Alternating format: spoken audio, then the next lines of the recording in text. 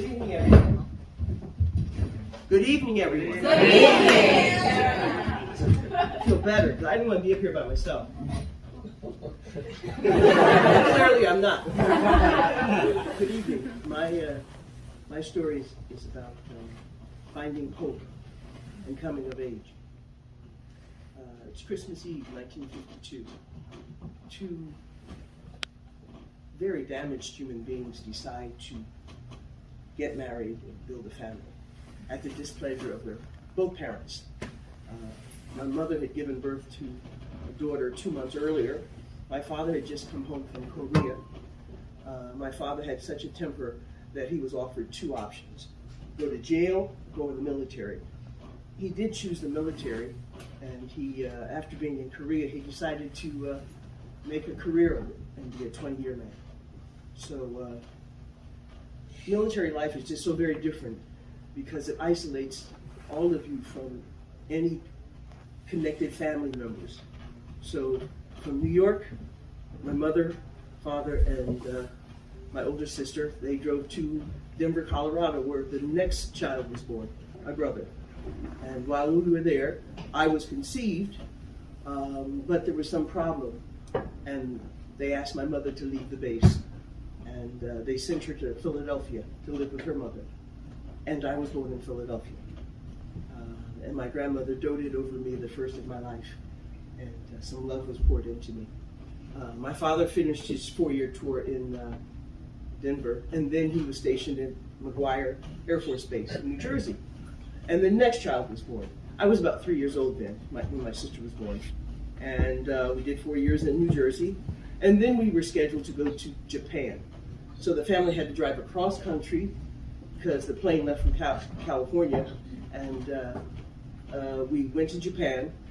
And in Japan, the family had twins. One of them died of crib death. But we did 3.5 years in Japan. And then we went to Maine. And that was in Maine, the last member of the tribe was born. And I remember my mother had a hysterectomy, thank God, because she was just so very fertile. My father anytime he looked at her, she got pregnant. From Maine, my father was given an isolated tour, which meant that the family couldn't go with him. So they went from Maine, and he had to go to Greece, the island of Crete, for 2 years. So they drove from Maine to New Jersey, where the parents bought a house, and put my mother and us 6 kids in the house, and he went to Crete. He stayed there 2 years, and then he came back. One thing I need to add in here, my father had a temper that wouldn't stop. He was a very angry, unhappy man. He terrorized. It was a very abrasive and hostile place to ever be. And whenever he was around, it was like that. And whenever he left, we were so grateful he was gone. After he came back from Crete, he was home for a moment or so, and then he had another isolated tour to Michigan. And he was gone for 2 more years, and there was peace again. I'm the middle child. And so, as the middle child, I was not wanted, I was neglected, I was unloved, I was not protected by my mother, and my siblings followed suit of that. And I just never understood why, and it's very isolating, it was so very lonely. But then one day, they introduced me to this thing called school. School was the best thing ever. The big people and the kids, they talked to me, they smiled at me, they wanted to do things with me. It was just awesome. School. I finally had something of my own, because I'd been spending the rest of my time just in my head, talking to my friend in my head. They kept saying, you are loved. You do have a purpose. It was hard to believe, but I had school now, so I was okay. So I started school in Japan. I did the first grade. I did my rest of my elementary school in Maine. I did middle school in Edgewater Park, New Jersey, where my parents bought the house. And then high school was Wildwood, New Jersey. My mother had finally had enough of my father's living, so she got us up and took us to Wildwood. We moved to Wildwood proper. Wildwood is a fabulous tourist town, and Wildwood proper is the black community. North Wildwood is the working white class community, and Wildwood Crest is the wealthier community. We lived in proper. I had never been around that many black people in my life. It sounds strange, doesn't it though? I was always around predominantly white people and mixed communities. That's where I grew up. And it was uneasy. They talked loud, they cursed too much, and then again I kept to myself because I was uncomfortable. But there was school, and school taught me about some things inside of me that I knew nothing about. And they uncovered some talents and skills and gifts that I had. They selected me to be the student director to 2 of their high school plays. And I was the first female of color to be inducted into the National Honor Society.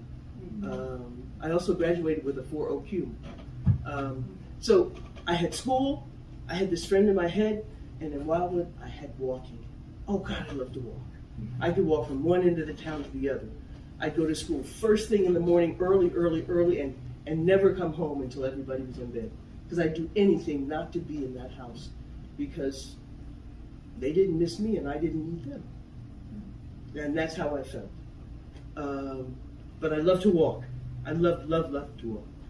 One day, while in Wildwood, this man, it ended up being my mother's father, my grandfather.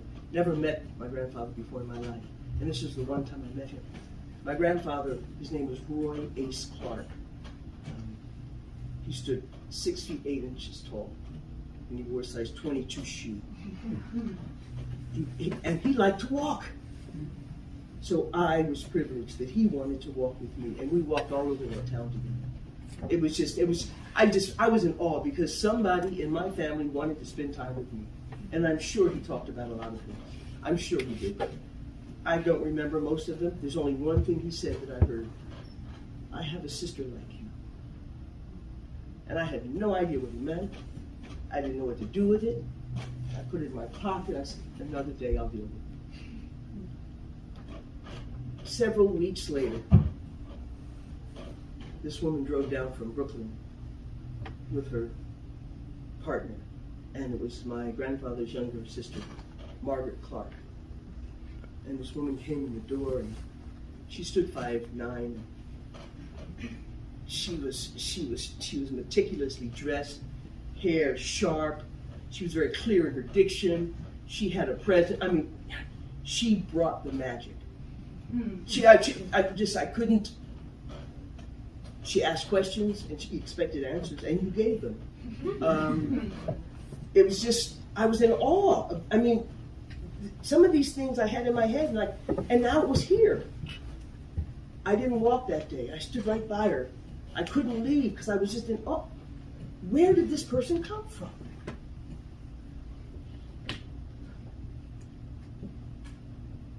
The next morning, her and Aunt Roz, they had to pack up to leave. But all I could do is cry, and I couldn't figure out why. And I couldn't stop it, and I didn't care who saw it. I just cried. And Aunt Margaret reminded me that she'd given me her card, and I should just write her, which I did, and that started the teacher-student, or better said, parent-child relationship. And my whole life changed after that. That one summer, my whole life changed. In my walking, I like to walk on the boardwalk, especially when the season's over and there's nobody there. The ocean's calm and quiet, it's so gorgeous. And the sea air will just mist you in the face. And if you walk down to the north end, there's rock jetties that go out to the ocean. And you can see how the horizon and the ocean meet. And then above there's just nothing but stars. And I would go out on the edge and I would sit there. And I finally had a place. I knew I belonged. I knew there was a purpose. I could dream on these stars and I knew they would come true. because that one special summer, somebody gave me the feeling that I mattered, and I was so grateful that I had found hope. Thank you, Mary.